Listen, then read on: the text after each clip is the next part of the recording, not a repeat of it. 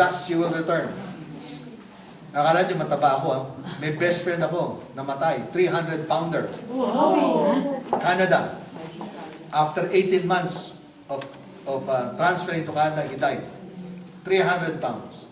The wife, very wise. Cremate. Put inside Ziploc. Ziploc. Bring it home.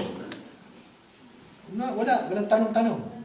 All the ashes, she just put in the Ziploc. I said, when I celebrated Mass in Manila for Charlie, my friend, sabi ko kay Josie, how did Charlie fit in that little box? You know, Father, after cremation, 2 dakot ng lupa. You know who we are? We're 2 handfuls of dust. That's who we are. Yabang mo pa?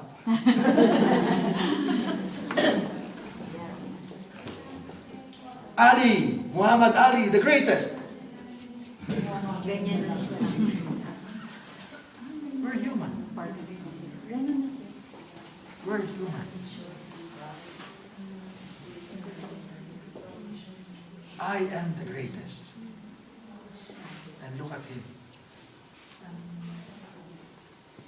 Bangko Filipino, subok na matibay.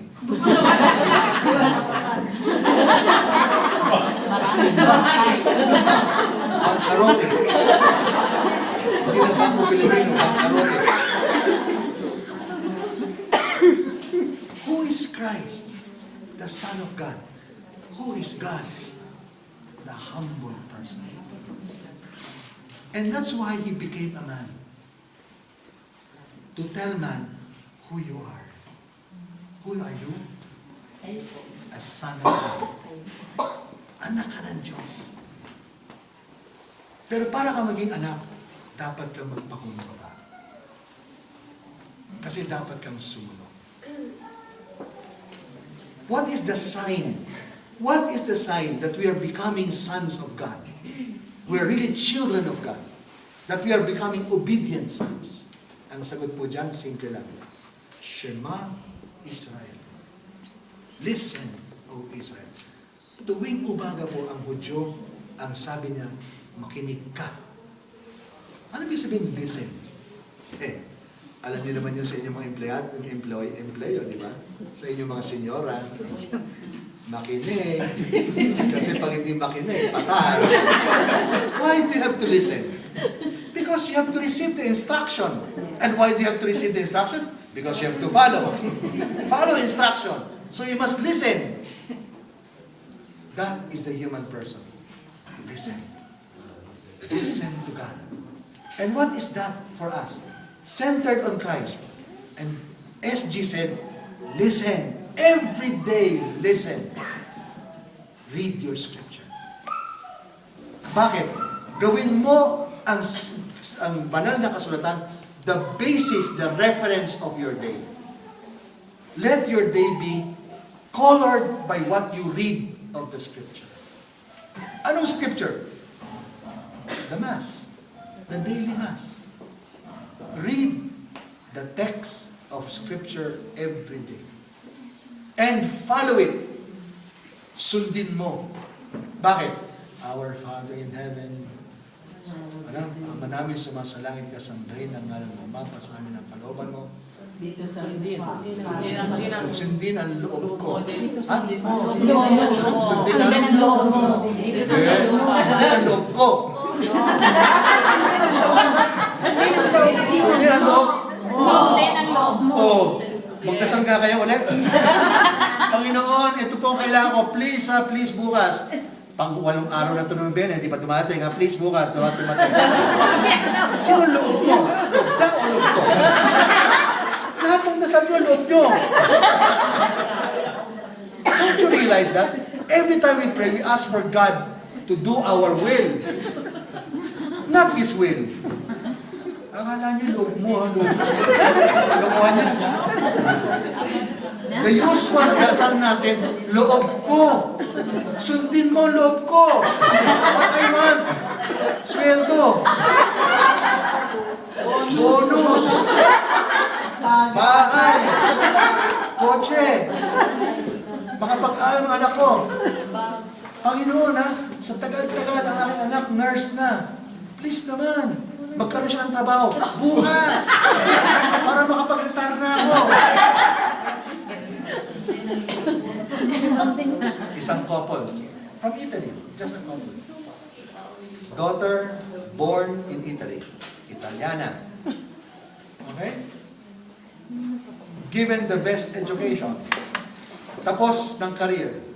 OJT, hotel, HRM, Hotel and Restaurant Management.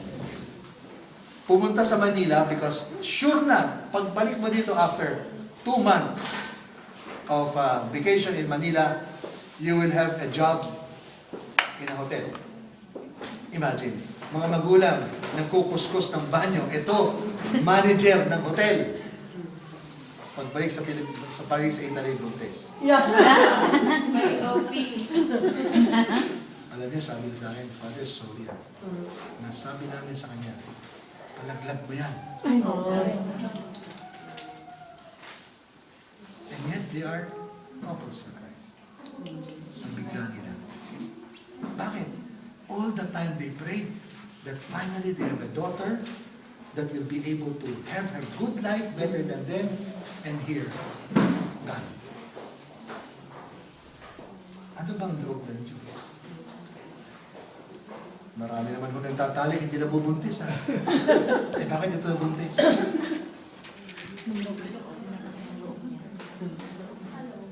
Ano mga kalooban ng Diyos? Mahirap, ha? It's not easy to follow God's will. Huwag niyo isipin madali ang kalooban ng Diyos. Yung nag-compose po ng music, no? Eh, isa lang pong dala ko, hindi naman pwede magdala ng isang katerba, di ba? Makasabihin lang ako, yan naman, DVD, no? So, meron lang po binigay isang sample dito, baka gusto yung kopyahan, pwede naman. Yung pinsa ko po, Miss Caltex. Nasa lahi po namin ang pagkagwapo sa amin. Miss Caltex. 1969. Napangasawa, anak ng Lopez. Kailangan ko lang naman. After 5 years, nagsawa na yung pinsa ko. Babaero and everything. Babaero and everything. 27 years separated. 20 years, 27. Binuno niya at one time ang kanyang mga anak for kolehiyo. Nabenta niya lahat ng mabebenta na niya. After 27 years separated, that guy gets into cancer. Stage 4. The daughters come home from the United States and say, Dad, put your act together. You're going to die. These are the daughters, huh? You're going to die. You're going to die. What will I do? You confess. They brought in an Ateneo, a Jesuit priest. He confessed. And the Jesuit said, get out that mistress of your life. 15 years na yung mistress. Si Hera pala, isa lang pala mistress. Kasi may Miss Dos, may Miss Cuatro.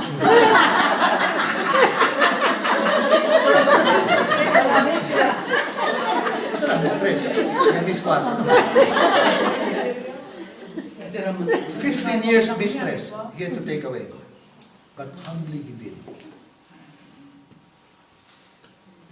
And then, even the pastor, kasi nag-aral yung mga bata sa Brent, mga Anglican pastors, went also to the man and said, not enough to go to confession. With that kind of sin, you have to publicly apologize. He gathered the Lopez clan, mga may-ari ng ABS-CBN, and apologized in front, asking his wife to be present. Yung aking pong pinsan. Imagine sabihin ng kanya mga anak, oh mami, pwede na ba kayo magsama ng daddy? Sabi niya, hindi ko yata kaya.